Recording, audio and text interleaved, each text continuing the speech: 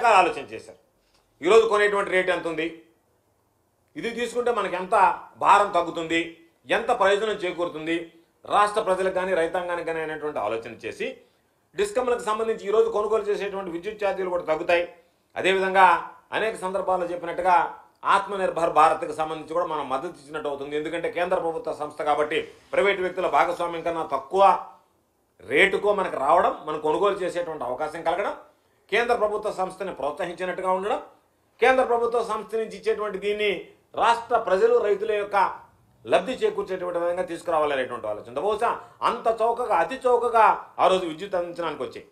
ఈరోజు నేను అడుగుతున్నా ఇదే చంద్రబాబు నాయుడిని, ప్రతిపక్షాలని, ఈనాడు పేపర్ని, మిగతా మీడియాలని, ఒకవేళ ₹2.49కే వాళ్ళ కరెంట్ ఇస్తామని చెప్పినప్పుడు దాన్ని తీసుకోకుండా కానీ ఉండుంటే యూనిట్ రేటు ఈరోజు ఏం రాసినవాళ్ళు మీరు? ఆ రోజు ₹2.49కే ఇస్తాననింది అది కేంద్ర ప్రభుత్వ సంస్థ. అయినా మీరు లాలూచిపడి రకరకాలైనటువంటి వాటితో మీరేదో ముడుపులు ఆశించి దానిని తీసుకోలేదు కాబట్టి పెద్ద తప్పు చేశారని చెప్పి గొగ్గోలు పెట్టేటువంటి వాళ్ళు. అంటే మీరు ఏదైనా మాట్లాడతారు, నరవలేనటువంటి నాలుక మడతేసి మాట్లాడతారు, తిప్పి మాట్లాడతారు, తిరగేసి మాట్లాడతారు. చంద్రబాబుకి తెలుగుదేశం పార్టీకి అలవాటు, ఆనవాయితీ.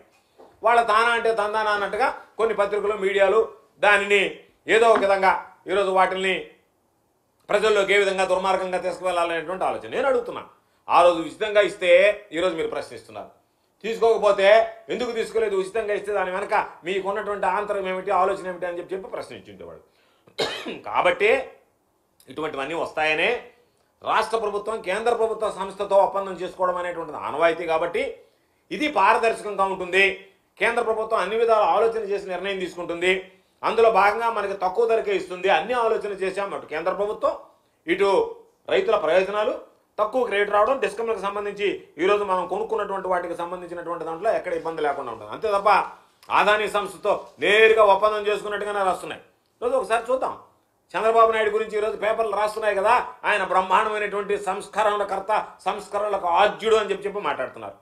సారి 2014, 2019 మధ్య ఆంధ్ర రాష్ట్రంలో ఎంత చెల్లించాడు చంద్రబాబు నాయుడు ముఖ్యమంత్రిగా ఉన్నప్పుడు? సగటు యూనిట్కి సగటు రేటు ₹5.10 చెల్లించాడు. అవునా కాదా చెప్పానండి? ఈనాడు పత్రికను చెప్పానండి, చంద్రబాబు నాయుడిని చెప్పానండి, తెలుగుదేశం పార్టీని మాట్లాడమనండి. ఆ రోజు మీరున్నటువంటి హయాంలో 2014, 2019 మధ్య మీరు కొనుగోలు చేసినటువంటి యూనిట్ రేట్ ఎంత, విద్యుత్ యూనిట్ ధర ఎంత? ₹5.10 కాదా? అటువంటిది ఈరోజు ₹2.49కే వస్తే ప్రభుత్వానికి దాదాపుగా ₹2.61, ఈరోజు ₹2.60 ప్రభుత్వానికి ఆదాయం వస్తుంటే దాని మీద రకరకాలైనటువంటి కథనాలు మాట్లాడతా 2014-19 మధ్య ఉన్నవాడు ఎవరు? The great corruption king Chandrababu Naidu గారు కదా? ఆయన ముఖ్యమంత్రిగా లేడా? ఆయన ముఖ్యమంత్రిగా ఉన్నప్పుడు కదా ఈ ₹5.10 లెక్కన కరెంటు కొనుగోలు చేసింది యూనిట్ ధరకి. కాబట్టి ఈరోజు ఒకసారి చూస్తాం, ఆయన హామీలో జరిగినటువంటి ఘనకార్యాలు కూడా చూద్దాం. ఎందుకంటే ఈరోజు మాట్లాడుతున్నారు కదా ఏంటి అని చెప్పి. సోలార్కి సంబంధించి 2014 వరకు ఆంధ్ర రాష్ట్రానికి సంబంధించి 11 PPAలు ఉన్నాయి, పవర్ పర్చేజ్ అగ్రిమెంట్స్ 11 ఉన్నాయి. చంద్రబాబు అయిన తర్వాత 2015, 2019 మధ్య 2400 మెగావాట్లకు సంబంధించి 35 PPAలు. అంటే చంద్రబాబు నాయుడుకు ముందు పవర్ పర్చేజ్ అగ్రిమెంట్లు 11 ఉంటే చంద్రబాబు నాయుడు గారు వచ్చిన తర్వాత 35 PPAలకు ఉన్నాడు. దాదాపుగా వాటి విలువ ఎంత? 22,868 కోట్ల రూపాయలు చంద్రబాబు నాయుడు ఆ రోజు చేసినటువంటిది. కాబట్టి 2014లోనే ఆయన ఎంతకు సోలార్ విద్యుత్ కొనుగోలు చేశాడు? యూనిట్ ₹6.99. అంటే దాదాపుగా ₹7 యూనిట్కి ఆ రోజు ఆయన విద్యుత్ కొనుగోలు చేసి PPA చేసుకున్నాడు. 2016లో దాదాపుగా ఈ PPAలు 1500 మెగావాట్ల మేర జరిగాయి.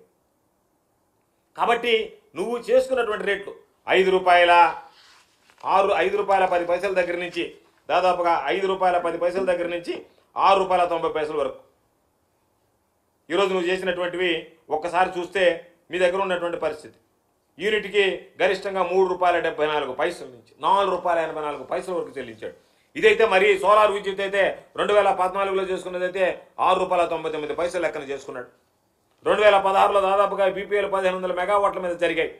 ఆ తర్వాత సెకీ వచ్చి ₹2.49కి మేము తగ్గిస్తాము అంటే సిగ్గైనా లేకుండా ఆ రోజు మీరు ఇచ్చినటువంటి వాటికన్నా ఎంత తక్కువ ఉందనేటువంటిది మాట్లాడకుండా, ఇదిగో ఇంత ఉన్నది వ్యత్యాసం ఇది ఉంది, దాని మీద ఏదన్నా జరిగిందని మాట్లాడకుండా, మేమున్నప్పుడు కొన్నా సరే, అవినీతికి పాల్పడ్డా సరే, ప్రజల నెత్తిన భారం వేసినా సరే, డిస్కమ్లు కుప్పకూలిపోయినా సరే, విద్యుత్ పంపిణీ వ్యవస్థ నాశనం అయిపోయినా సరే మేము చేసినటువంటిది బ్రహ్మాండం, మీరు చేసినటువంటిది అవినీతి అని మాట్లాడడానికి అసలు వీళ్ళు ఏ విధంగా మాట్లాడుతున్నారు, ఏ విధంగా మాట్లాడడానికి ప్రయత్నిస్తున్నారు అనేటువంటిది ఆశ్చర్యం కలిగించేటువంటి విషయం.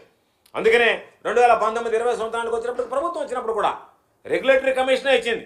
విద్యుత్ కొనుగోలుకు సంబంధించి దాదాపుగా రిలీజ్ చేసినటువంటి టారిఫ్లో దానికి సంబంధించి ₹4.63 సోలార్ ప్రాజెక్టుల నుంచి ఉన్నటువంటి యూనిట్ కొనుగోలు ధర దాదాపుగా ₹5.90గా నిర్ధారించింది. అయితే ఈరోజు దాన్ని మనం ₹2.49కే వాళ్ళు ఇచ్చినటువంటి దాన్ని నిర్ధారించినటువంటి కొనుగోలు ధర ₹5.90 ఉన్నా సరే ఈరోజు మనం ₹2.49కే కొనుగోలు చేయగలిగాం. అదేవిధంగా ఇదే చంద్రబాబు నాయుడు గారు ఆయన ఈరోజు మాట్లాడుతున్నారు, పత్రికలు రాస్తున్నారు. ఆయన కూడా ఒక విషయం చెప్పాలి. ఆయన సోలార్ ఎనర్జీ కార్పొరేషన్ ఆఫ్ ఇండియాతో 2016లో ఒక ఒప్పందం చేసుకున్నాడు, 500 మెగావాట్లకు సంబంధించినటువంటి ఒప్పందం. ఆ రోజు ఎంత కొన్నాడు? 500 మెగావాట్లు ₹4.50 కొన్నాడు. సిగ్గుమాలినటువంటిది ఏంటంటే ఈయన ఇదే సోలార్ ఎనర్జీ కార్పొరేషన్ ఆఫ్ ఇండియాతో ఒక 500 మెగావాట్లకు ఒప్పందం కుదుర్చుకుంటే ఆ రోజు ఆయన అక్షరాల చెల్లించింది ₹4.50. వైఎస్ఆర్ కాంగ్రెస్ పార్టీ ప్రభుత్వంలో జగన్మోహన్ రెడ్డి గారు ముఖ్యమంత్రిగా ఉన్నప్పుడు చేసుకున్నటువంటి ఒప్పందం యూనిట్కి ₹2.49. అంటే దాదాపుగా ₹2 అదనంగా ఆయన సెకీ నుంచి కూడా కొనుగోలు చేయడం జరిగింది.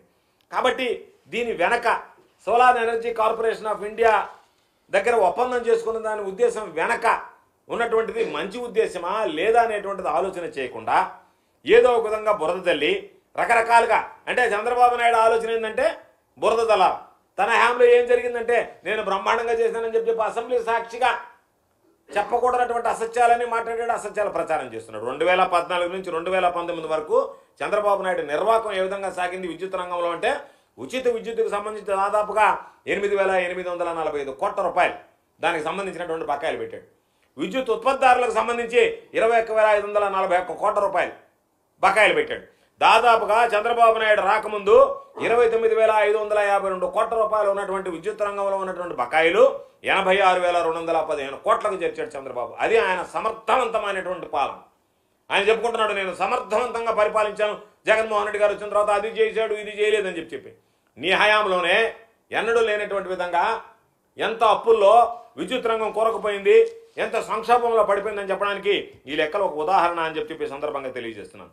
కాబట్టి సెకీతో ఒప్పందానికి ముందు మనం ఎంటర్ కాకముందు రాష్ట్ర ప్రభుత్వం తక్కువ ఖర్చుతో నేను చెప్పినట్టుగా దానికి సంబంధించినటువంటి ప్రయత్నాలు చేస్తే ఆ రోజు దాదాపుగా యూనిట్ కరెంటుకు సంబంధించి ₹2.49 నుంచి ₹2.58 వరకు 24 బిడ్లు దాఖలైతే దానిని చంద్రబాబు నాయుడు తక్కువ రేటుకు వస్తుంది కాబట్టి నేను ఎక్కువ రేటుకు కొన్నా, నేను ఎక్కువ రేటుకు కొని జగన్మోహన్ రెడ్డి గారి ప్రభుత్వం తక్కువ రేటుకు కొంటే నా మీద అందరూ అపోహపడతారు కాబట్టి దాన్ని ఏ విధంగా అడ్డుకోవాలనేటువంటి ఆలోచనతో ఈరోజు దానికి వెళ్ళి కోర్టుకు పంపించి దాన్ని అడ్డుకున్నాడు. అందుకనే అంతకుముందు మామూలుగా ఒకసారి చూస్తే గ్రీన్ ఎనర్జీ అనేటువంటిది విద్యుత్ సరఫరా ఎంత ఉందనేటువంటిది ఒకసారి చూస్తే యూనిట్ ₹5.10 ఉంది. దాదాపుగా డిస్కంలకు విపరీతమైనటువంటి భారం పడింది. అటువంటి పరిస్థితుల్లో ఈరోజు మనం గ్రీన్ ఎనర్జీ కార్పొరేషన్ ద్వారా టెండర్లు పిలిస్తే దానికి అతి తక్కువ ధరకే కోట్ చేస్తే ఆ కోట్ చేసినటువంటి ధరకి ఇస్తే ఇబ్బంది పడద్దని చెప్పి నువ్వు కోర్టుకు పోతే